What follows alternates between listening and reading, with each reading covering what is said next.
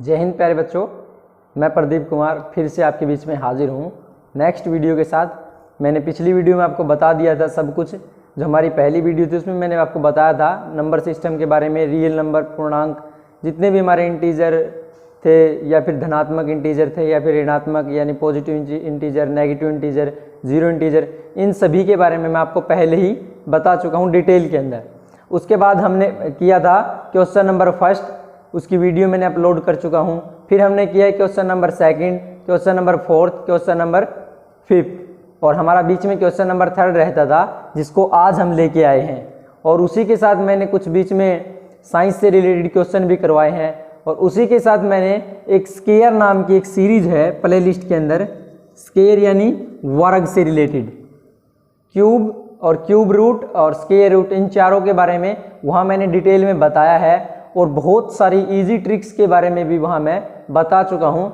और उसकी भी साथ के साथ रहती है लिस्ट, प्ले लिस्ट के अंदर मैंने वीडियोज़ डाल रखी हैं। फिर भी कुछ वीडियोज़ रहती है वो भी मैं वहाँ साथ के साथ डालता रहता हूँ, वहाँ से आप उन वीडियोज़ को भी देख सकते हैं।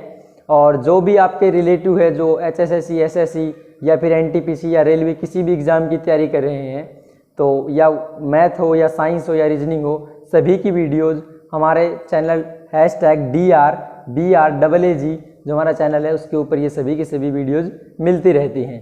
तो आप यदि हमारे चैनल पर नए हैं तो चैनल को सब्सक्राइब कर लें और बेल आइकन को प्रेस कर लें ताकि जो नेक्स्ट वीडियो है उन सभी की नोटिफिकेशंस आपको मिलती रहें। और जो हमारा 10th है, 10th क्लास NCERT CBSE हो या HBSE हो या UP बोर्ड हो या कोई भी बिहार बोर्ड हो, सभी के अंदर NCERT की बुक ही लगती है। तो मैं पूरा NCERT मैथ यहाँ पे करवाऊँगा। और पहले चैप्टर के अंदर जो फर्स्ट 1.1 एक्सरसाइज है वो लगभग कंप्लीट आज के वीडियो के साथ हो जाएगी, बिल्कुल कंप्लीट हो जाती है आज की वीडियो के साथ। और आज मैं करवाऊंगा क्वेश्चन नंबर थर्ड, और एक हमारा एग्जाम्पल है जो सेम ऐसा ही इससे रिलेट करता है, वो भी मैं करवाऊंगा। तो चलो देखते हैं क्वेश्चन नंबर थर्ड क्या लिखा है। स्क्रीन पे आपके दिखाई दे रहा होगा, किसी परेड में 616 सदस्यों वाली एक सेना की टुकड़ी को 32 सदस्यों वाले एक आर्मी बैंड के पीछे मार्च करना है। आपने भी देखा होगा आपके स्कूल में भी एक बैंड होता है ऐसे करके, एक ढोलक टाइप बोलते हैं इसको, ये ऐसे करके थोड़ा सा होता है। यहाँ पे एक इसके डंका यानी डंबल, एक डंका टाइप होता है जिसको हम मारते हैं। तो हमारी जो भी कक्षाएं होती है, जो भी क्लासेज होती है, जो हमारी जो पंक्तियाँ होती है उनकी, वो लाइन टू लाइन चलती हैं जब इसको बजाया जाता है। तो उसी बैंड की यहाँ पे बात हो रही है। आपने भी देखा होगा जब भी कोई आर्मी का कोई भी फंक्शन होता है, जैसे 15 अगस्त, 26 जनवरी के ऊपर, तो वहाँ पे एक बैंड बजता है, उसके साथ साथ सेना क्या करती है, वो करती है यानी चलती है। उसी सेना की यहाँ पे बात हो रही है और उसी बैंड की यहाँ पे बात हो रही है। तो उसी के बारे में यहाँ पे है क्या आगे, आर्मी बैंड के पीछे मार्च करना है दोनों समूहों को। दो समूह यहाँ पे कौन कौन से है, एक तो है 616 सदस्यों वाली एक सेना यानी एक आर्मी की टुकड़ी, और दूसरी क्या है 32 सदस्यों वाले आर्मी बैंड यानी 32 किसी के सदस्य है जो क्या है बैंड बजाने वाले हैं, वो 32 है। तो बैंड बजाने का मतलब आप ये मत समझना किसी का बैंड बजाना है, ये दो प्रकार से है इसका मीनिंग भी, कि जब बैंड बजेगा तो उसके पीछे सेना चलेगी 1 2 3 के अकॉर्डिंग, 1 2 1 2 के अकॉर्डिंग चलती है। तो समूह को समान संख्या वाले स्तंभों में मार्च करना है, यानी जैसे 32 हमारे ये मान लेते हैं 32 सदस्य है, जो क्या है ये मान लिया हमने 32 सदस्य हैं किसके, बैंड के, जो बैंड बजाते हैं वो क्या है 32 हैं। और उन्हीं के पीछे, आर्मी बैंड के पीछे मार्च करना है। ये हमारा आर्मी है और इसके पीछे क्या करना है, ये आर्मी बैंड वाले हैं और अब ये आर्मी हमारी चलेगी, इन्हीं के पीछे चलेगी। और ये कितने हैं हमारे 616 सदस्य हैं किसके, आर्मी की जो हमारी टुकड़ी है यानी जो सेना की टुकड़ी है वो क्या है 616 सदस्य हैं, उसके अंदर को मार्च करना है। उन स्तंभों की अधिकतम संख्या याद कीजिए जिसमें वे मार्च कर सकते हैं। तो क्वेश्चन ने यहाँ पे पूछा है उन स्तंभों यानी जो पंक्तियां बनेगी, ऐसे जितने भी पंक्तियां बनेगी उनके अंदर अधिकतम कितने सदस्य आ सकते हैं कि 4 आएंगे, 5 आएंगे, 10 आएंगे, 20 आएंगे, कितने सदस्य होंगे और समान ही सदस्य लेने हैं। तो जब भी यहाँ पे इसने लिखा है क्या, अधिकतम संख्या की बात हो, तो अधिकतम संख्या का मतलब क्या है, ज़्यादा से ज़्यादा। और ज़्यादा से ज़्यादा के बारे में मैंने आपको क्या बताया था, इसको बोलते हैं हम हाईएस्ट कॉमन फैक्टर, यानी महत्तम समापवर्तक। हाईएस्ट ज़्यादा, कॉमन फैक्टर यानी समान संख्या। एक बार दोबारा फिर मैं क्वेश्चन को पढ़ देता हूं ताकि आपको अच्छे से समझ में आ जाए। किसी परेड में कोई परेड होने वाली है जिसमें 616 सदस्य हैं। कितने हैं? 616 सदस्य, यानी 616 मेंबर्स वाली एक सेना की टुकड़ी को 32 सदस्य यानी 32 मेंबर्स वाले एक आर्मी बैंड के पीछे चलना है। ये आर्मी बैंड वाले हैं, ये 616 सदस्य हैं, इनके पीछे इनको चलना है। दोनों समूह को समान संख्या वाले, इनके अंदर क्या है, समान संख्या वाले स्तंभ, समान संख्या वाले स्तंभों में मार्च करना है। यानी जैसे आपने देखा होगा कि ऐसे करके यदि हम लाइन देखेंगे तो बिल्कुल लाइन टू लाइन हमारे आर्मी मैन खड़े रहते हैं जब भी कोई मार्च या कोई परेड होती है। तो उन स्तंभों की संख्या, जो ये स्तंभ बनने वाले हैं, इनकी हमें अधिकतम संख्या बताने की, कितने स्तंभ बनेंगे। तो इंग्लिश के अंदर भी यहाँ पे लिखा है, आप क्वेश्चन को पढ़ सकते हो। यदि मैं इसको पढ़ता हूँ तो ज़्यादा टाइम लेंथी वीडियो हो जाती है।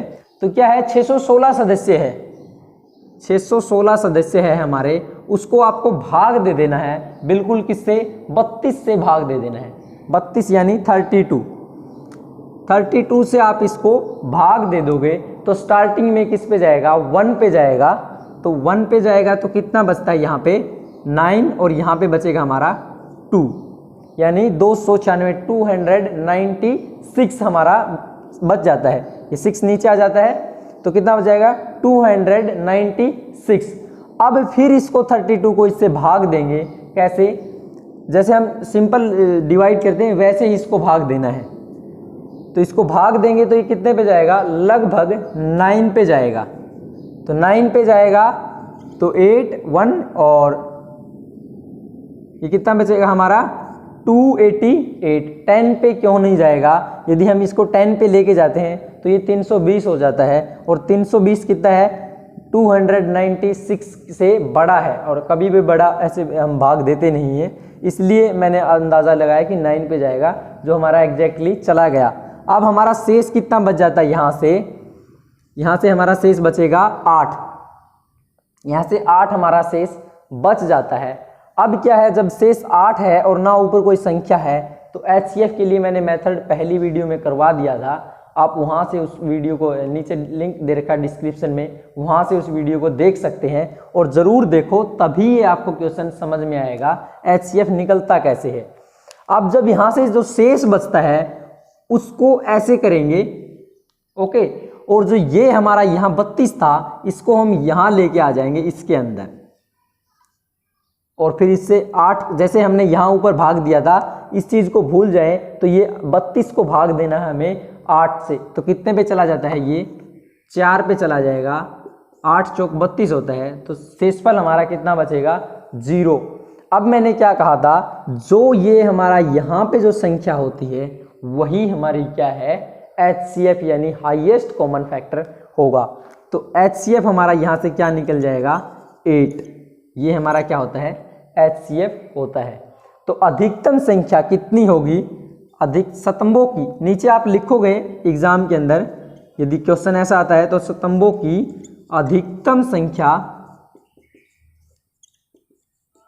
8 होगी। तो बस इतना सा ही ये क्या था? बस इतना सा ही इसका आंसर था, और हाईएस्ट कॉमन फैक्टर HCF हमारा ये मिल जाता है। अब यूक्लिड विभाजन एल्गोरिथम के अकॉर्डिंग इसको हम करते हैं, तो उसमें क्या था, यहाँ से बस बिल्कुल मैं छोटा सा इसको बता देता हूँ। उसमें से जब हम इसको करते हैं तो क्या करेंगे?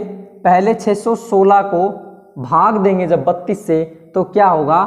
32 गुना 19 प्लस शेषफल हमारा कितना बचता है? 8 बच जाता है, प्लस 8 इसको ऐसे लिखेंगे। फिर इस 32 को यहाँ पे लिखेंगे, ठीक है, ये जो 32 है इसको यहाँ पे लिख लेते हैं, और फिर क्या करेंगे? 8 गुना 4, इसकी और इसकी गुना करेंगे, प्लस शेषफल यहाँ लिख देते हैं 0, ये वही है क्या, A बराबर BQ प्लस R, ये वही चीज़ है। इसके बारे में मैं डिटेल में आपको, बिल्कुल डिटेल में मैंने ये पहले ही करवा दिया है। अब बार बार मैं इसको डिटेल में नहीं बता सकता। यदि आपको वहाँ जाके उसको पढ़ो तभी इस वीडियो का आप मज़ा ले सकते हो, तभी ये वीडियो आपको अच्छे से समझ में आएगी।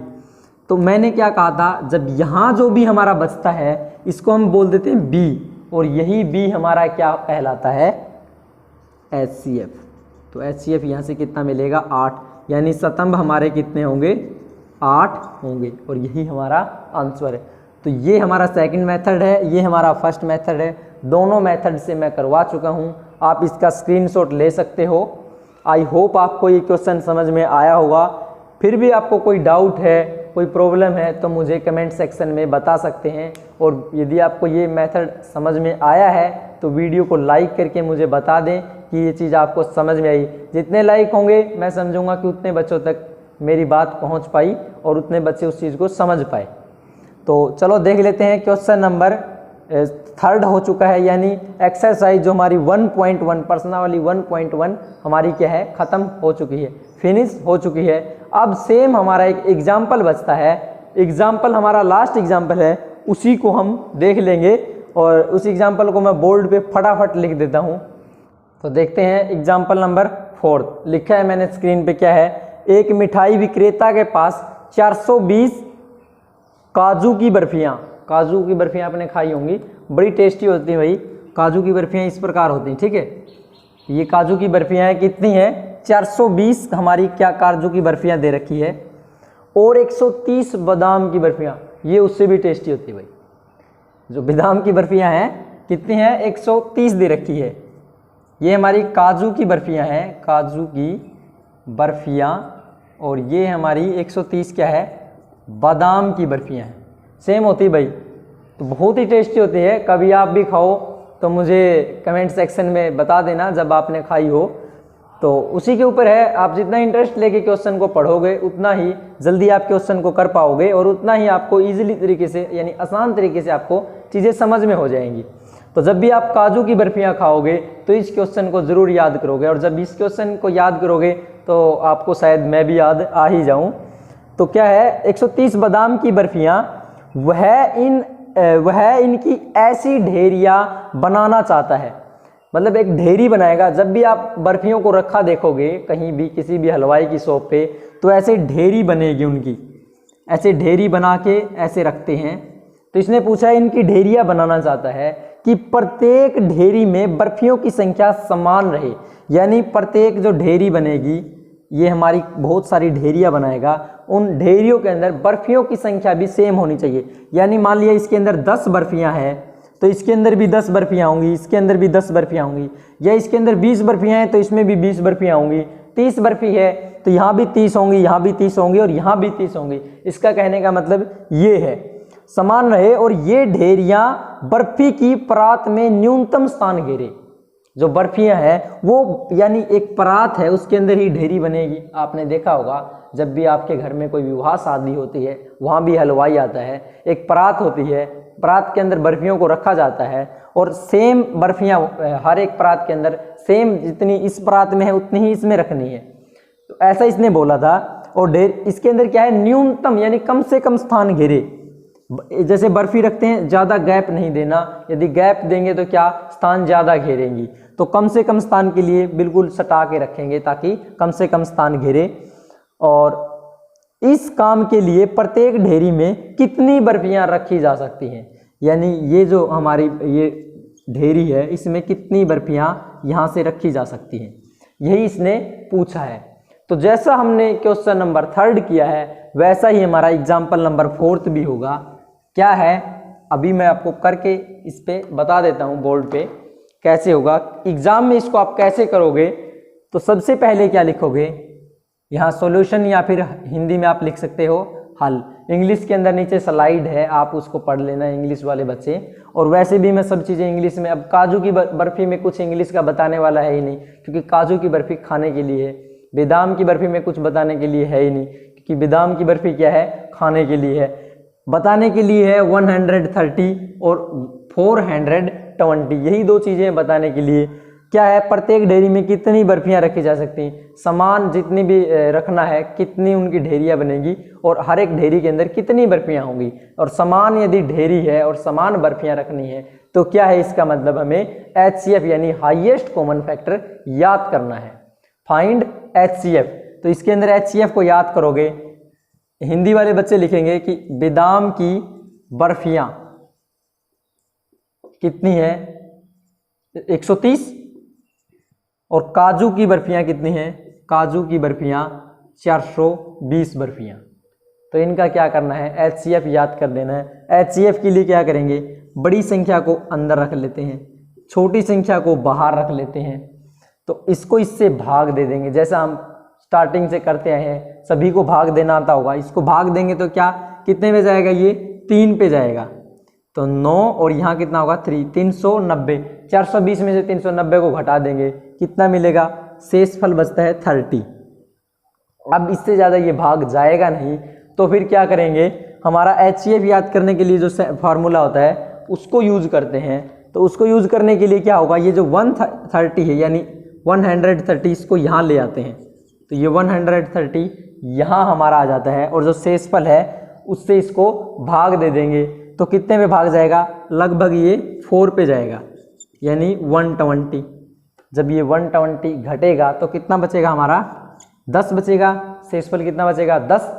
अब फिर शेषफल बचा है और HCF के लिए शेषफल नहीं बचना चाहिए, फिर इसको भाग देंगे, तो भाग देने के लिए किससे, ये जो 30 यहाँ है ये 30 हमारा अंदर आ जाएगा। जैसे 130 यहाँ था यहाँ आ गया, ऐसे ये 30 हमारा अंदर चला जाएगा और जो शेषफल है उससे इसको भाग दे देंगे।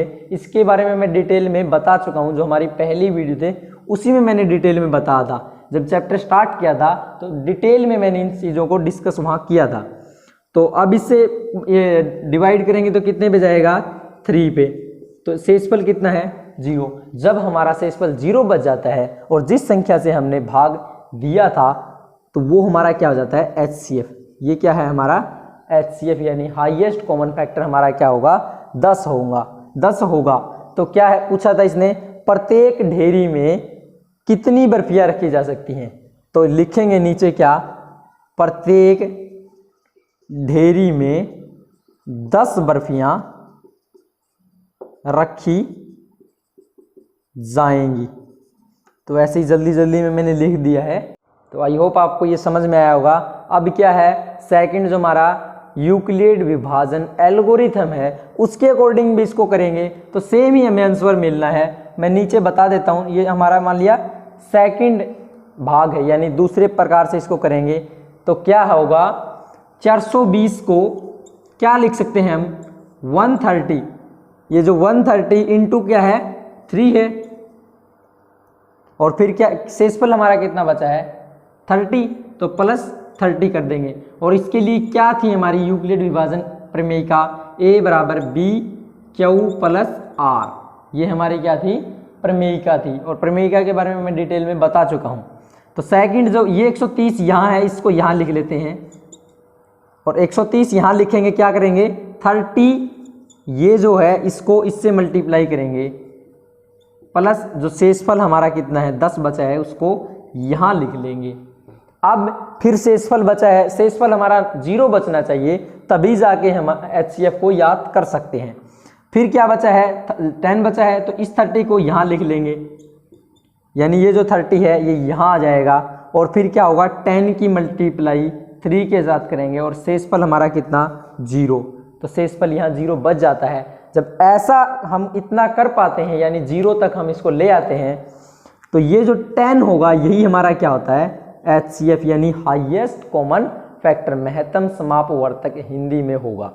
आई होप हिंदी और इंग्लिश दोनों जो बच्चे हैं उनको ये क्वेश्चन समझ में आया होगा, उसका सॉल्यूशन उसका हल भी आपको समझ में आया होगा।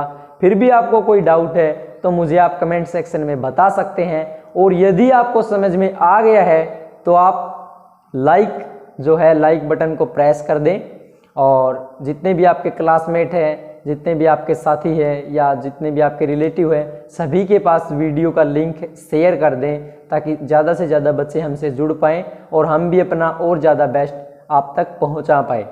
और यदि आप नए हैं तो चैनल को सब्सक्राइब ज़रूर करें और बेल आइकन को तो प्रेस करना ना भूलें, क्योंकि बिना बेल आइकन के आप नोटिफिकेशन आप तक नहीं पहुंचेगी, और जब नोटिफिकेशन नहीं पहुंचेगी तो आप वीडियो तक भी नहीं पहुंच पाओगे। तो उसको प्रेस ज़रूर कर लें। मिलते हैं नेक्स्ट वीडियो के अंदर, और जो हमारी 1.1 है वो हमारी कंप्लीट हो जाती है आज। अब देखेंगे कल हम 1.2 एक्सरसाइज, उसके कुछ क्वेश्चन हैं, उन क्वेश्चनों को कल करेंगे और मिलेंगे नेक्स्ट वीडियो के अंदर। तब तक के लिए गुड बाय, जय हिंद।